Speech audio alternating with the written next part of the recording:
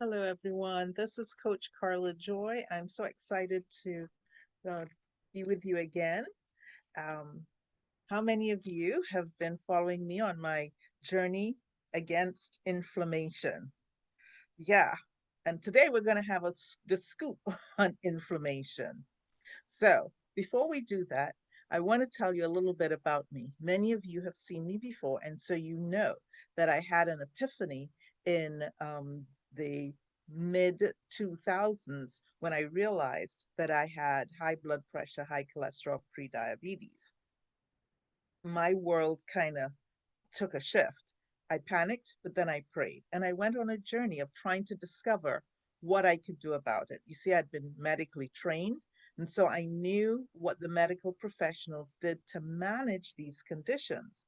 And I knew that most people didn't really get better. Sometimes they felt better, but it was like a long, slow decline. And I didn't want that. I had to exercise my faith and I jumped into searching for solutions.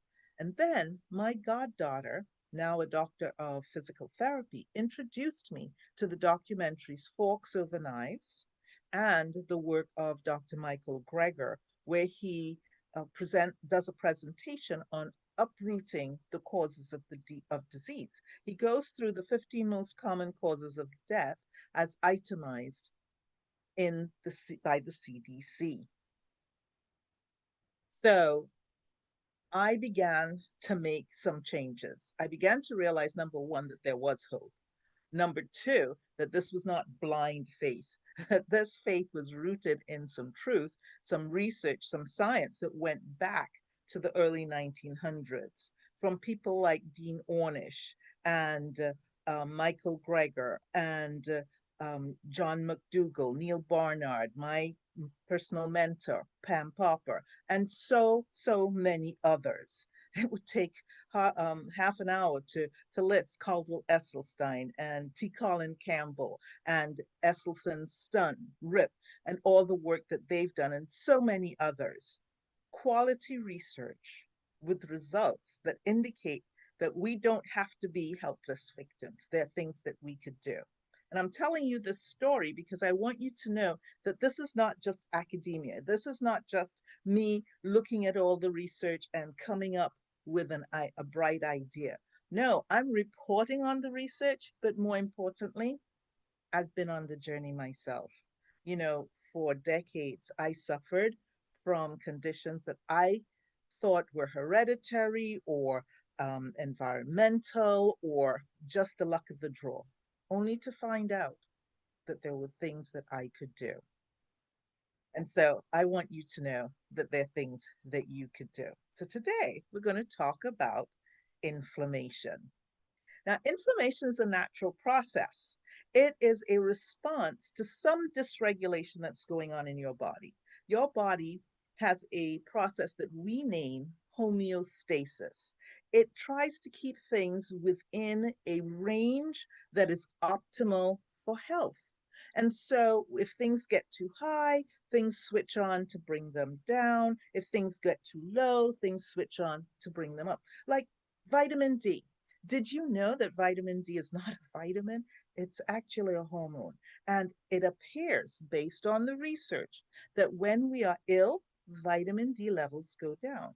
And as we recover from whatever is going on, our vitamin D levels go up. So, hey, don't shoot the messenger. I'm just telling you about the research. Intriguing, isn't it? And by the way, our bodies are not like the engine of a car. You do the dipstick and check to see how much oil is in the engine. And if it's low, you just top it up. We've been trying that in our bodies for decades, almost a century. It doesn't work. Just adding more vitamin C doesn't work. Just adding more vitamin D doesn't work. Now, there are some specific conditions in which adding a single nutrient to a person's blood can make a difference. So, for example, in the case of scurvy, if you give persons access to vitamin C, yes, their bodies could heal. When did you see a person with scurvy? Or are you like me? You only saw them as pictures in a book. in a medical textbook? Well, most of us in the United States don't suffer from single nutrient deficiencies. In fact, we suffer from excess. And this process of inflammation is actually a response to some dysregulation in our bodies. And so it's characterized, acute inflammation is characterized by heat, swelling, redness, pain, and loss of function. So, what's really going on? When something's going wrong, there are sensors all over the body, and our body automatically responds to changes in concentrations and the amount of something and the rate at which something is happening. And so there are counterbalancing situations.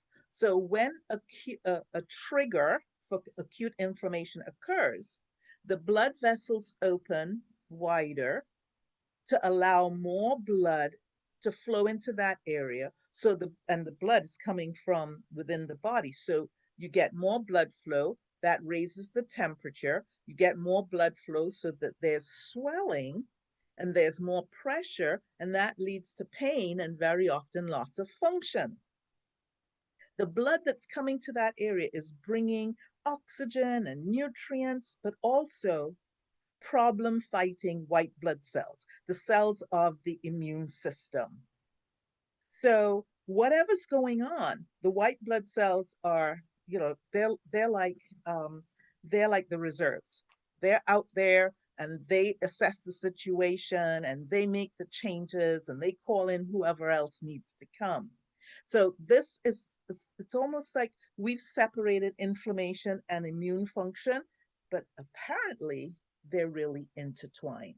So, acute inflammation is a response to something that's going on that has reached the level at which an alert goes out and the body responds. Increased blood flow, heat, and swelling, redness because of the increased blood flow, pain. There are inflammatory cytokines that are flooding the area, trying to trigger other cascades of reactions, and then more inflammatory cytokines. These are the results of these reactions. They go up, and so they maintain this process.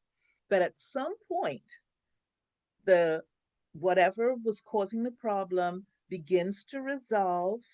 I mean, especially if there was pain associated with this acute inflammation. Well, we get the pain signal and we're like, I got to stop whatever I'm doing. If I keep banging myself against the door, maybe I need to take the door down, or maybe I need to close it properly. Whatever it takes to stop the cause of that inflammation. And so that I could protect the part where the inflammation is occurring, make some kind of change and find some solution. Now, if we keep doing what we've been doing, we'll keep getting what we've been getting. So if I have been doing things that lead to an inflammatory flare up, like banging my toe against a desk or banging my elbow against the doorknob, then I have to change that so that I don't continue injuring myself, right? So habit change has to happen. So acute inflammation comes in response to some kind of dysregulation. It could be external, like I described, or it could be something internal. But whatever it is, it's an alarm. Everybody to the rescue. And by the way, stop doing what you were doing that led to this dysregulation. So acute inflammation comes and it goes. It comes, it resolves the problem, and then it goes away.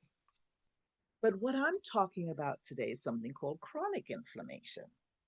That's what led to my issues. Now, chronic inflammation occurs over time. It's not always so easy to pinpoint what the triggers are.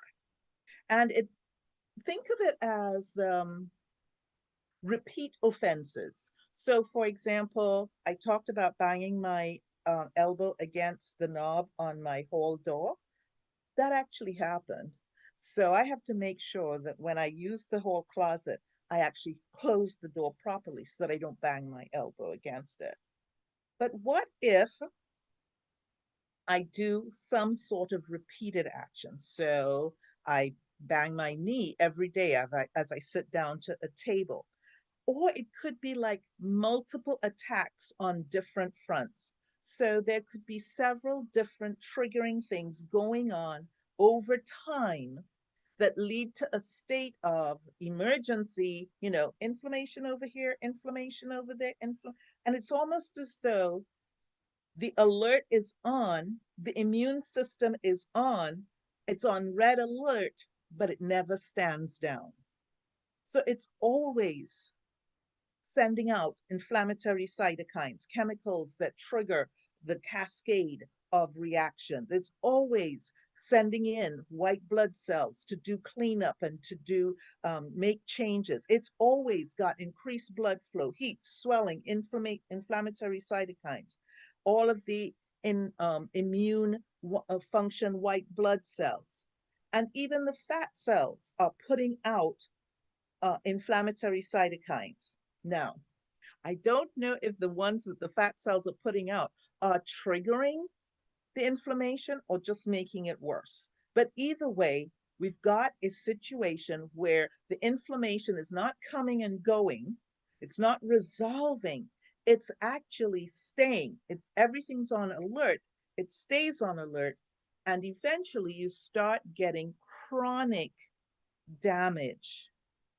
Now, according to people like Neil Barnard, John McDougall, Michael Greger, and my mentors, chronic inflammation is implicated in, depending on which expert you listen to, 70 to 90% of the diseases that are most common in the United States. I know, 70 to 90%. And so, whether we're talking about heart disease, cancer, diabetes, autoimmune conditions. Guess who's implicated? Yep, chronic inflammation. So what do? We have to look to the causes. What are the causes of these either repeat attacks or attacks coming from all different directions? Well, one known cause of increased inflammation is radiation. Another is injury, like I mentioned in my analogy. It could be environmental toxins, things we breathe in, things that our skin is exposed to, things that we ingest. Things like tobacco and alcohol, they are notorious for increasing inflammation. So even if you had inflammation going on, adding tobacco and alcohol increase the inflammatory burden. Then there's certain drugs. Now, you may be taking medication for prescribed by a physician.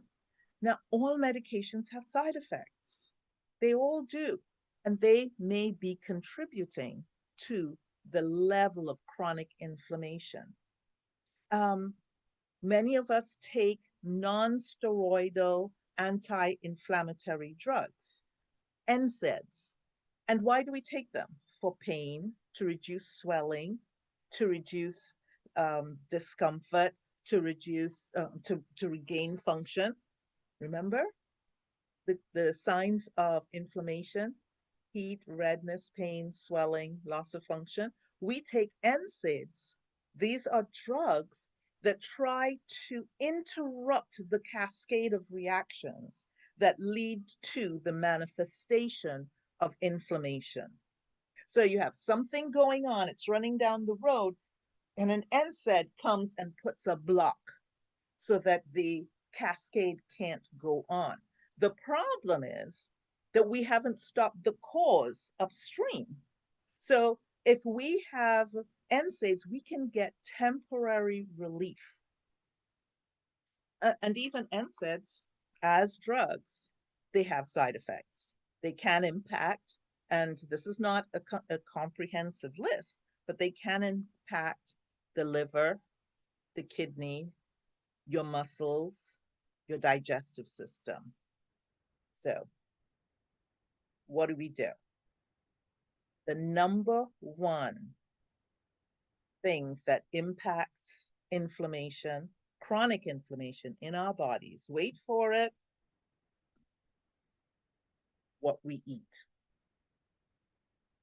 We have an epidemic of cardiovascular disease, of cancer, of diabetes, type 1 and type 2, of autoimmune disease, and they're all linked to our gut microbiome, which some researchers say makes up more than 50 to 60% of our immune system, and the chronic inflammation associated with problems in the gut. And there's only one eating plan. Over 100 years of research, only one eating plan, research supported, that is associated with reducing the risk, slowing the progress of, potentially and actually reversing the common causes of disease, metabolic degenerative diseases here in the United States and around the world. And you may have guessed it. Again, don't shoot the messenger. No, it's not paleo. It's not keto. It's not omnivore. It's only whole food, plant-based eating. Whole food, minimally processed, plant-based eating.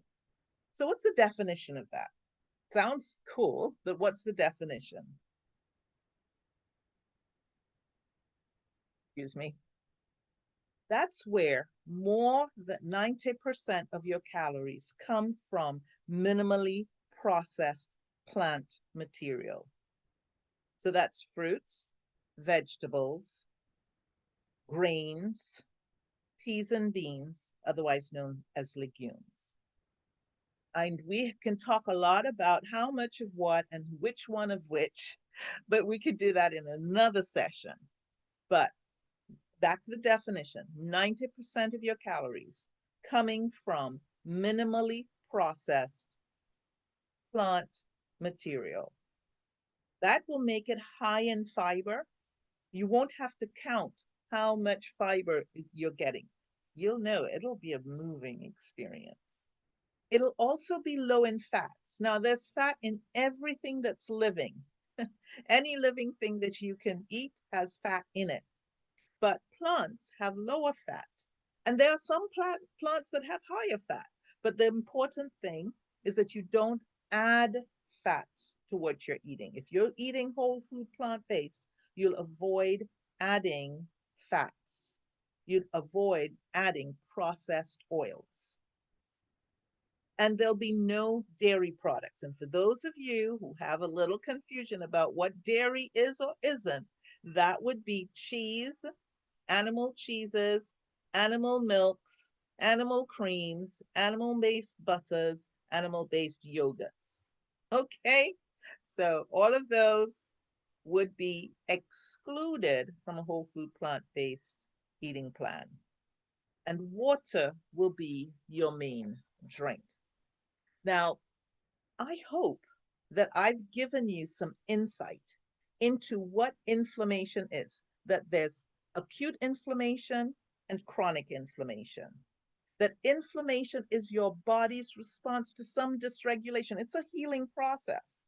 But chronic inflammation is a dysregulation of its own, and it indicates that there's something wrong, and your body has not been able to stop the cause or to downregulate its reaction. It's ongoing, it's debilitating. You've heard of rheumatoid arthritis. Any of those listed in the 15 most common causes of death, implicated in every single one is chronic inflammation. Now, we can do things to reduce our exposure to radiation, and reduce our exposure to environmental toxins, reduce our exposure to drugs and alcohol, and tobacco, drugs and other drugs, and including alcohol and tobacco. We can do all of those. But what we must do, if we are serious about reversing eliminating chronic inflammation and reducing the risk of, slowing the progress of, and maybe even reversing these conditions that result from extended exposure to chronic inflammation, the 15 most common causes of death, then we have to make a change. If we want to change, if we want to see a change, we have to make a change. If we keep doing what we've been doing, we'll keep getting what we've been getting, and things only get worse. So I'm here to encourage you that there is something that you can do. You don't have to be a helpless victim. You don't have to think that there's only one way out, and that is for things to get worse. They don't have to. You can make a change. You can start today, and I'm here to help you. Whole food, plant-based eating. Let's talk about it. You may have some different ideas. So tell me, what stood out to you in this session? What are some of your questions? Put them in the chat and ask the coach. I look forward to hearing what you have to say, and I look forward to joining you again next